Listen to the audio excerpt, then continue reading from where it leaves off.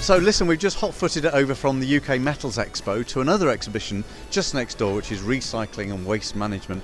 And here also, as you can see behind me, we've got a Tata Steel stand, and manning that stand is Nicola Jones, Manager of Packaging Recycling. Nicola, good to see you again. You're a regular visitor down to Portalba, I know, and a long-time friend of the pod and our videos. But Nicola, tell us what you're doing here at the Recycling and Waste Management Show today.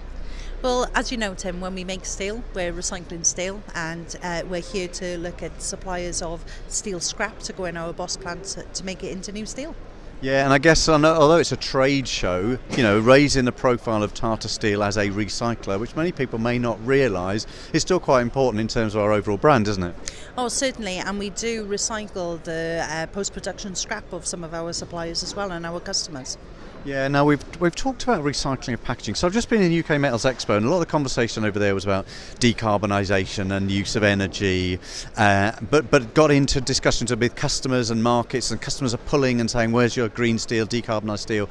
But we also started talking to architects and end users about saying it's not just the carbon footprint of the material itself, but it's what you do with it in use. And you know, I used to work in a packaging business, as you know, and the packaging industry has been on this for donkey's years, mind, hasn't it? About work with local authorities, work with consumers to get recycling rates up. Why is it environmentally it's important to recycle, but how's that going with our consumers in the UK, and how important is that recycled material for our steel processes?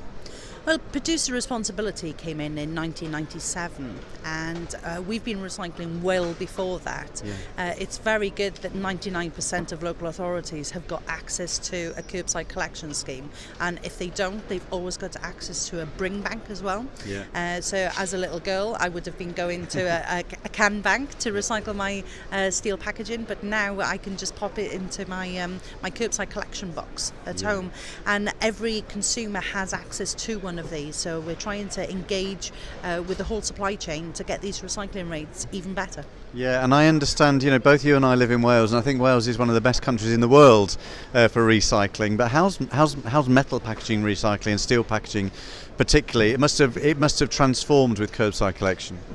It has, and we are improving year on year. And the problem now is, or the challenge now is, to get everybody recycling even more. So not just recycling your food and drink cans, but to look at other packaging items such as biscuit tins, jam jar lids, your bottle tops, and even your paint cans to take to the local authority.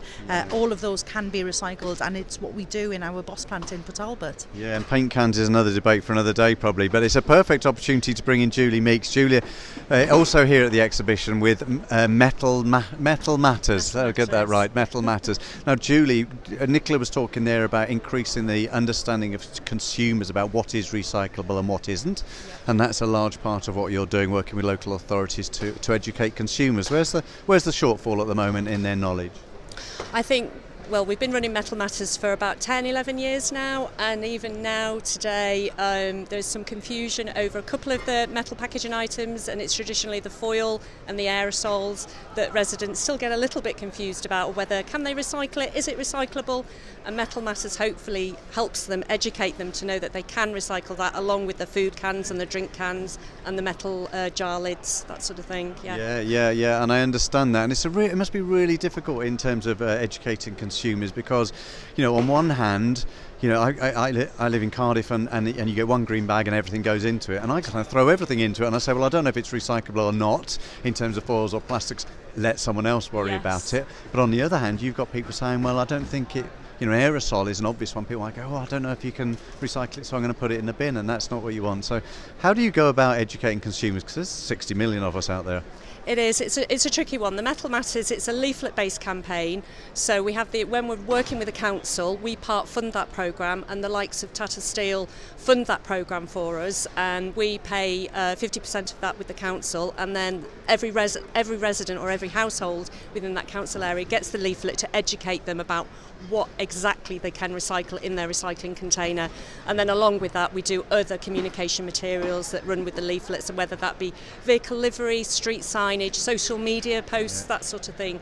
We try everything and anything we've done over the years. And I understand it's not just a case of saying to people aerosol cans recycle and this and the other. It talks to them also about what they are made into or can be recycled into as well. Yeah. There's the second leaflet that goes out to the householders, and that tells them a little bit more about the recycling process, so that they know exactly where the material's collected. It goes back to the sorting off processing centre, and then what the metal items can be turned back into, whether it be a food can or a drink can or another metal packaging item. Yeah, or even a car or a fire engine or a building. Exactly that, or a bicycle or an iPad or whatever. And it's quite interesting, coming from UK Metals Expo, one of the words that people are using most was collaboration in the trade industry between different metals industry, different energy intensive industries, and you represent an organisation that talks about metal rather than steel. So you're talking steel and aluminium. What's the rationale behind that?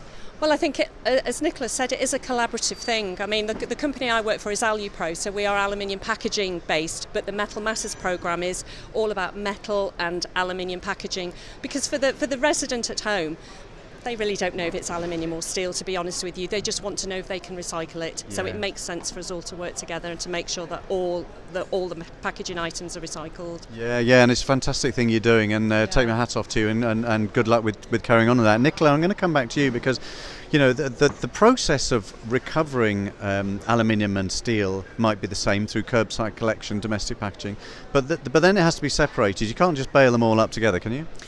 No, you can't, Tim. And in the materials recycling facility in the local authority, the steel is magnetically extracted, and then the aluminium is separated using an eddy current separator, which effectively is a magnet in reverse. Yeah. Why can't they just take it out of the waste stream? Why do we have to put it in a separate box or a bag if it's magnetic? You can just take it out of the waste, can't you? We can and we do, but we would prefer to have that material through source segregated collection.